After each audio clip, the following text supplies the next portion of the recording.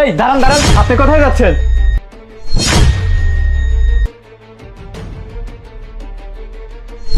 এই আমি ভিতরে যাব, আমাকে ভিতরে যেতে দে। এই দাঁড়া, ভিতরে যাওয়ার কথা বললে ভিতরে যাওয়া হয়?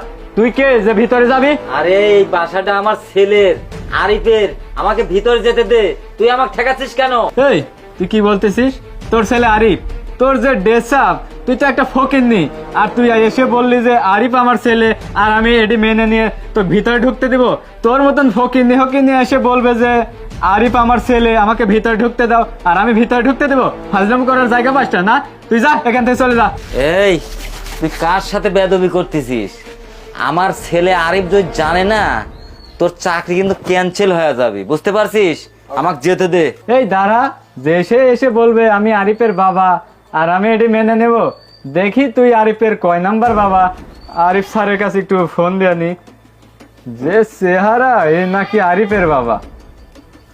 হ্যাঁ ম্যাডাম। আরে তুই কি পাগল হয়ে গেছিস? তুই কেন ওকে ভিতরে পাঠাবি? আর তাছাড়া তোকে আরেকদিন কি বলছি মনে নাই? বলছি আজে বাজে লোক দেখলে ভিতরে পাঠাবি না। আর তাছাড়া তুই দাঁড়িয়ে দাঁড়িয়ে অন্য মানুষের সাথে বক বক কেন করতেছিস? আর শোন, আমি বলছি কিন্তু যাকেই ভিতরে পাঠাবি চেক করে পাঠাবি। আর তাছাড়া ওকিন্নি কোথা থেকে আসবে না আসবে, কি মতলবে আসবে, সেই সব না জেনে যদি তুই পাঠিয়ে দিস, তখন যদি একটা সমস্যা হয় তাহলে তখন কি হবে?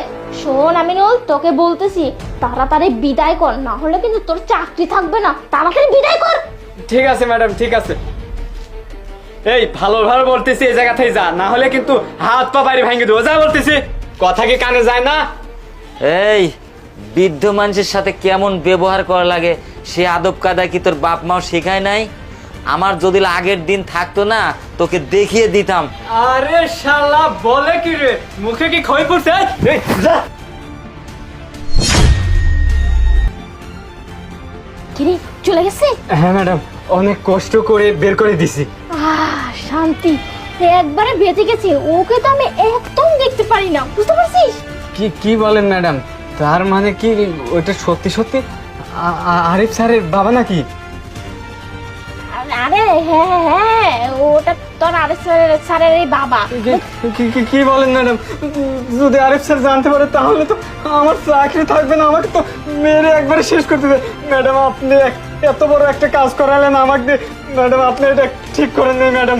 আরে চুপ কর, কেউ জানতে পারবে না। আর তাছাড়া তোর স্যার কোথা থেকে জানবে? চুপ করে থাক, কান্নাকাটি কেন করতেছিস? কিচ্ছু জানবে না। ম্যাডাম তাও আপনি এটা ঠিক করেননি, আপনি আমাকে দিয়ে একটা বড় পাপ কাজ করাইছেন। আচ্ছা ঠিক আছে, এখন তোর যা ইচ্ছা তুই কর না, ও তো চলেই গেছে, তোর চাকরি থাক বা না